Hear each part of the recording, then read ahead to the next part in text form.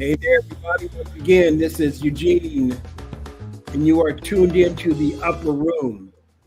And today I have with me my brother, Reverend Ron Blair, and we're jumping into the power of speaking the word, the power of affirmative prayer and affirmations. And Ron and I were just in a conversation. I said, well, we need to bring this to the people right where we are right now. And so, welcome to the Upper Room. It happens. I try to do it every Wednesday at 12 noon Eastern time, 11 o'clock Central time, and of course 9 o'clock Pacific. I want to do this before I do anything else. Let me switch us over there, Ron. I have a Okay. reason for doing that. Um, Great, man. Welcome back again, dude. It is Yes, so man. so good to Good to have be back. Thank you for good to having have me. you here. Yeah, Yes. man. See, that's why I wanted to switch it so the names go right where it's supposed to go. Okay.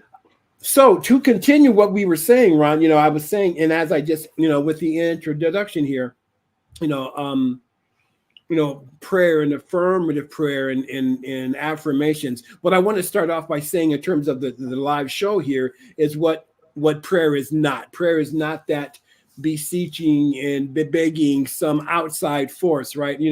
Oh Lord, won't you buy me a Mercedes Benz type thing. It's none of that at all. For me, prayer is aligning me with what's already true, aligning me. And I speak my word. I may speak it out loud, but usually I do it within myself. As Yeshua Messiah said, go to your closet, right? Right. But speaking it out loud, it's really just affirming, and I'm speaking what's already true, right? And so, and as you were about to say, as you were speaking, your work has taken you to. It's taken me to a place of what's beyond words. Speak my word. Okay. When I hear myself say my, then I individualize it. I personalize it. Yet there's something within me now. It's a go beyond that. Speak the word of that needs to be spoken, or speak the word that needs to be spoken by the creator that knows what needs to be said, and be an instrument to that now. So a lot of my prayer work is really being still and listening.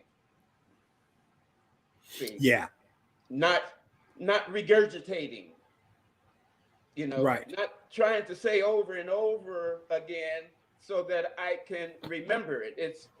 It's like what you said earlier, that everything is already done. As Jesus said when he prayed, pray believing, it's already done. Right. See, starting from that place. So, like we shared, I shared, before, with God being all that there is and everything being in divine order, orchestrated from love, then there's nothing wrong. Right. So now my prayer is, yeah, remind me, let me know what's my purpose. See, those are my prayers today, because I know everything is exactly the way it needs to be. There is no Right. praying for anything. Right. Right. I was, was going through an experience just last week, and I was going to pray for. So let me put it this way. Somebody came to me last week and asked me to do some prayer work for them to get this job, right? And we talked about that. I'm like, so I'm not praying for you to get the job. I'm praying for you to accept what's rightfully yours, right? Exactly. It's right, Exactly.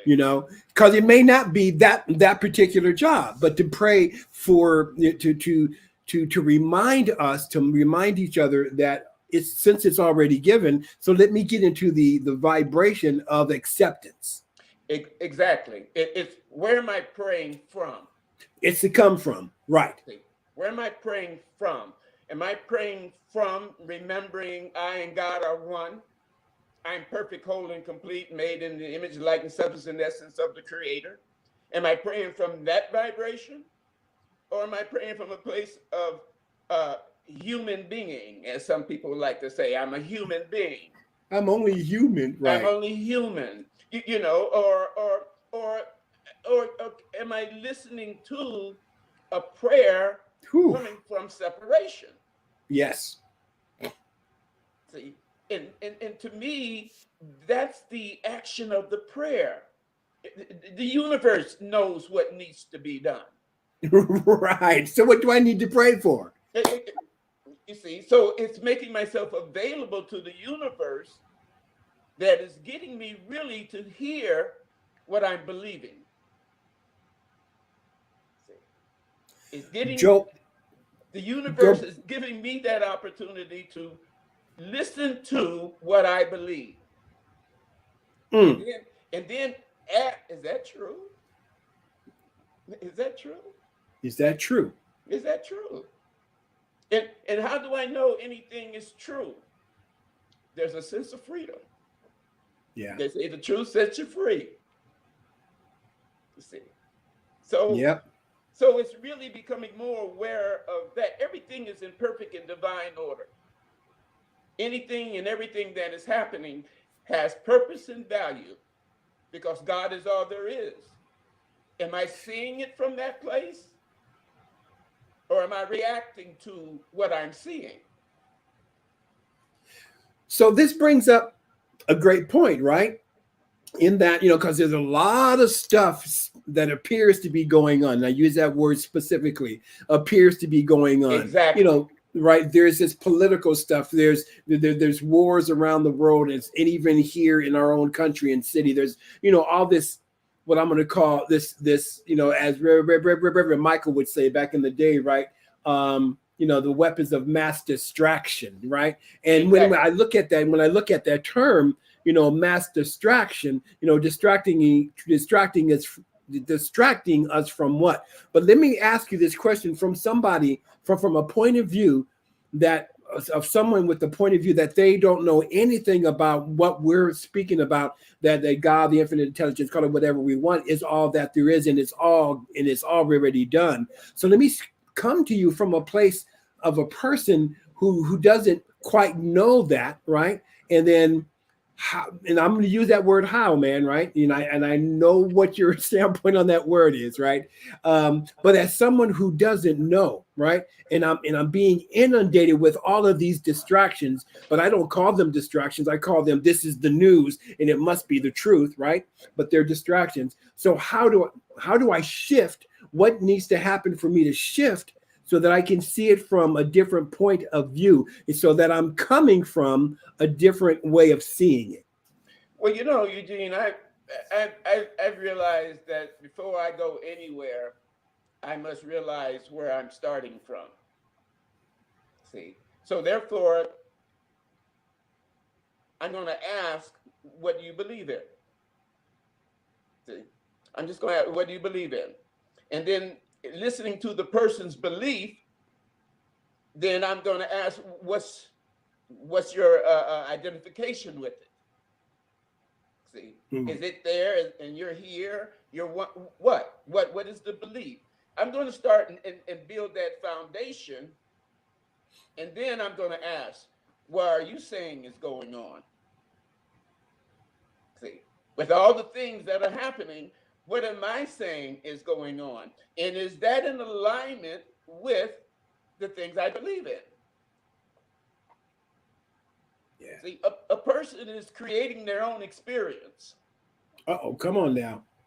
See, I'm creating my own experience. So therefore, I have to be truly aware of where am I creating it from? A sense of oneness with the all, or a sense of separation? See. So again, coming from a point of view of someone who has no clue about what we're talking about, and I hear you say, coming from that point, right? That I create my own experience. Well, how am I doing that? Because By remember, I don't know, right? So right, and I get to say, what do you believe? See, yeah, yeah, see, yeah. Okay, it yeah, the universal power says it's done unto the belief of the intelligent being.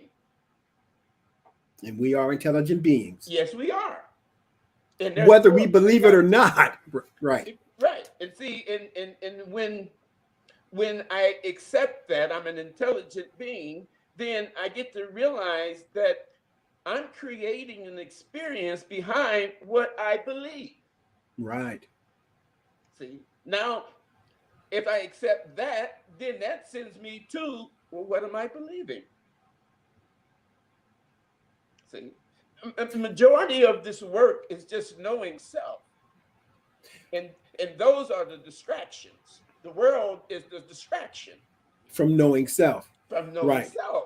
I would go so far, Brother Ron, to say, not only the majority of this work is knowing self, but all of the work is knowing self.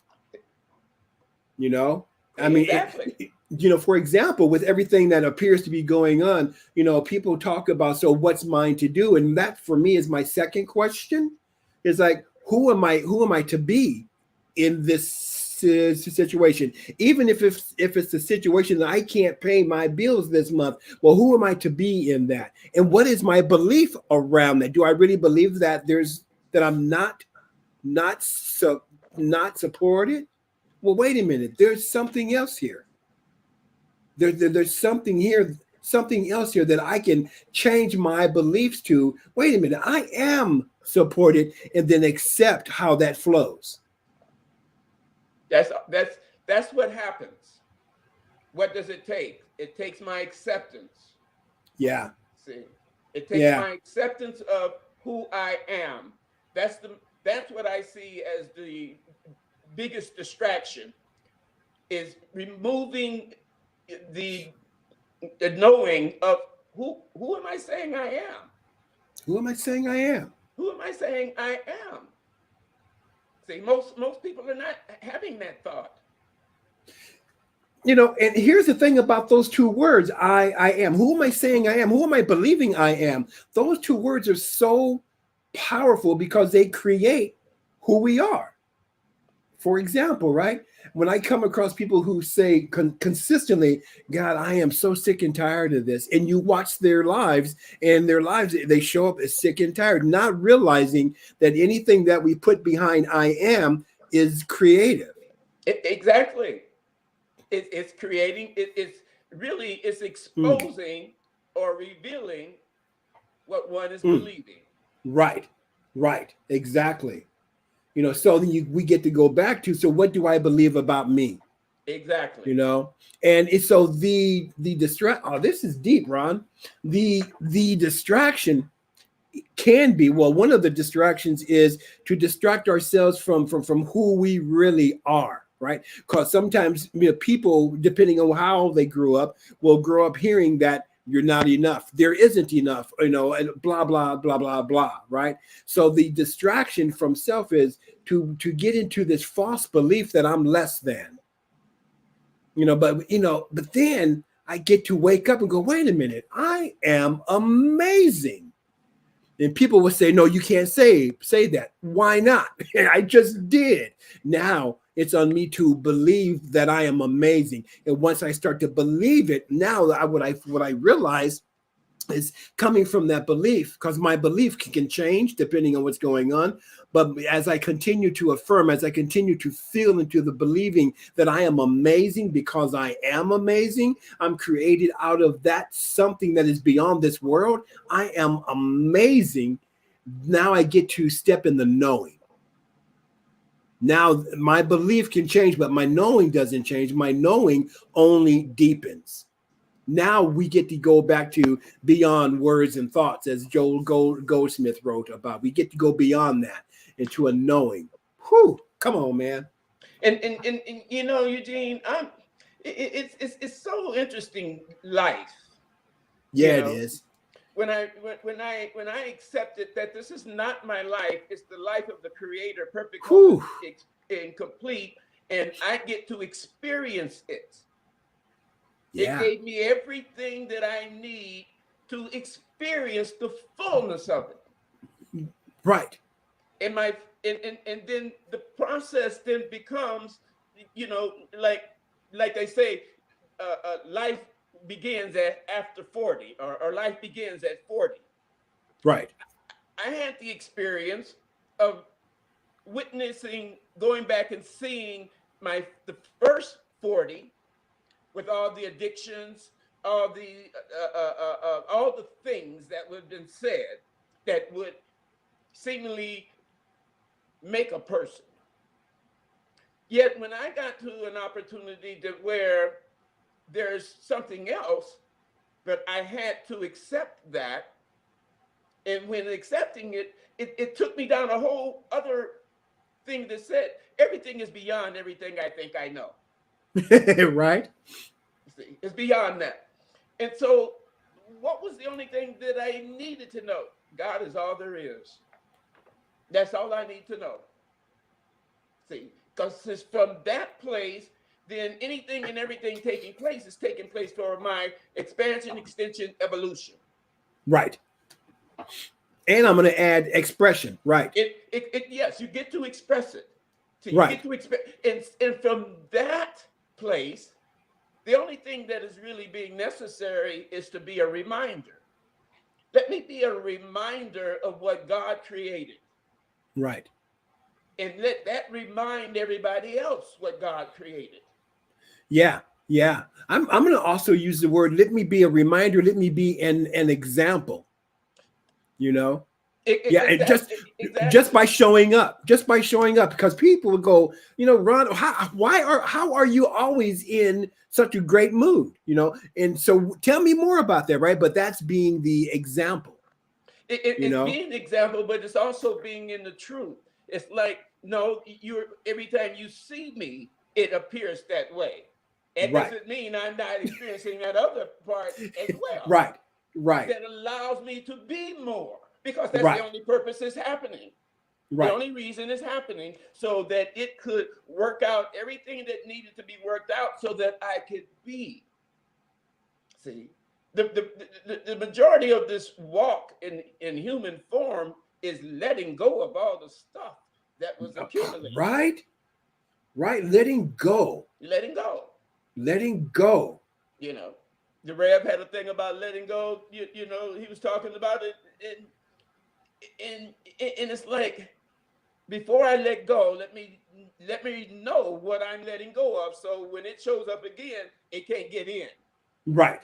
See, most people say, I'm gonna let go. Well, what are you letting go of? Let go of what? Yeah, what are you letting go of? Right. Because first, I'm gonna say I'm letting go, and that might be a contradiction to everything is in divine order. You see, so what am I saying I'm letting go of? See, and then what I have come to realize is that I'm only letting go of the stuff that I made up that's not true. Yeah. Wait a minute, that ain't true. Wait a minute, that ain't true. Right. Let me let go of that. Yeah, let go of that. And if I can recall how I trusted that and operated from that for a long time, and what it brought me, and it's like, I need to forgive myself now. I need to forgive myself for trusting in that for that long and sending myself through all of that. I need to tell that part of myself that suffered all that, I please forgive me. Please forgive me, and I love you. Right. And now I know. Now I remember who I am. That will never happen again. Right. Right. As you said, when the Creator, call it God, call it Spirit, call it universe, call it whatever, right? Whatever. The beyond has right. I love, what the first chapter of the Tao Te Ching says. The very first line is, the Tao that can be named is not the eternal Tao. Right. There's no name for it, right? But call it whatever. But and as you said earlier, that that it has given us everything that we need. Like I like to say, man, we've been set up. We've been set up, and it has given everything that we need, even the choice to believe it or not. It's given us the power of choice. Exactly. Right? How cool is that, right? And how loving, how unconditional loving right? is that? I'm going to give you all of this and the choice and the power of choice to choose to see it or not. See? And that you have the power to create through what you see and through what you believe. And believe what you think you see, or see what you think you believe. All of it is perfect. It is. I was telling somebody just a few weeks ago, man, it was a client of mine, why am I going through this? I'm like, you know what? Every experience that we have is an opportunity to love. That's no matter what the experience is, no matter what it is. So we have people who call you a black son of a bitch, right? Okay, well, good. That's my opportunity to love you. Or be of service. Right. Be of service. Let me, which is a service of love. Okay, God. Right. What's the purpose of me being here listening to that? Right. How I love that chant, right? How can I serve today? Exactly. See, that's all that's going on. What it also offers is the opportunity for a person to see if they're getting ready to respond or react. Right. So talk a little bit more about the differences between reaction and responding, if you don't mind. When I respond, I really feel it's coming from inner guidance, an inner knower. When I'm reacting, I'm utilizing my finite mind, that either I set it up to protect me from certain things that are not true, or or I'm listening to it and it was offended. The truth, child of God, can't be offended. See? If I can be offended, I'm forgetting who I am. Right. Here's an opportunity to remember. That then brings about the response. So what it takes whatever the situation is, and if I can feel myself getting ready to react, that's my opportunity to stop and take a breath. Exactly. You see, and that's the key, to catch it and stop and pause. Exactly, because what's taking place when I'm reacting, I'm in a small point of view here. Right. You see, and I'm only seeing that, but when I take that breath, all that opens up. Like, I can see this differently. Right. Because it could be that this person is coming from a place, well, not could be, this person is coming from a place of hurt, of shame, of guilt, and they are reacting because they don't know who they are. Well, all that is an experience, and I'm coming to the realization God is all there is. So God has given me an opportunity. See, so it's sending this person. Right. Ooh, come on, man. It's sending this person to to see if you are expanding, extending, evolving. See? Right. Ain't nothing going. Right. That's just my messenger. Right. See, it's not for me to think that something else is going on. God is all that's going on. Right. Yeah, man. I was doing this talk a while ago, and there were three C's. Actually, there were four, but the fourth one came at the day before I gave the talk. But it was clarity, commitment, something else, and the fourth one was Confederate flag. And the reason why that came up, the neighbor where I lived at the time, 2 doors down, would fly the American flag and the Confederate flag. And when I saw it, I'm like, what the hell is this? And I caught myself going, wait a minute, I'm about to give a talk on clarity, being clear on who I am, being committed to who I am as a spiritual being, here to spread love. And when that flag came up, I'm like, in order for me to really step into what I'm going to talk about, then I need to love them for who they are, because that's just an experience. And that experience for me came up at that time The spirit going, okay, so this is what you say that you believe. Is it really true? And it was so cool, man, because it stopped me in my tracks going, oh, yeah, this is who I say I am. They let me be who I say I am. And Yeah. that's what I come to realize. There is nobody else. There's only me and God. You see? Showing up as everything else. Right. Right. Exactly. You know, and the more I can remember that, the less I'm disturbed and distracted, and the more I'm, in response mode. You Yeah. see, and Yeah. and I find that it's in relationship that that it's when the iron hits the fire and it's all smoothed out. You see, especially when you're close together. Right. You Right. you get to hear yourself. You get to you. Me and my girl had a talk last night about the masculine and the feminine. And it's where the masculine is so mental and the feminine is so nurturing. And then there was the realization that that's so necessary in creating a harmonious one. Absolutely. See, and it's in the oneness that the flow takes place. Right. See, Eh, yeah, we can experience flow separately, but when in a relationship, it's about being able to bring it together. That's right. You know, That's right. and what I have found is what I go back to what we talked about already is take no thought. I don't know how to do all that. Yet, being willing, I can Yeah. experience it. Yeah. I loved when I became a dad of young kids years ago, because they would ask me questions, right, that I didn't know the answer to. Right. And I loved having the courage enough to say, you know what, I don't know, but let's figure it out. Well, I mean, even who was that? Gandhi? Was it Gandhi that the woman came and asked him to get her son to stop eating sugar? And Gandhi said, "Okay, bring him back in a week."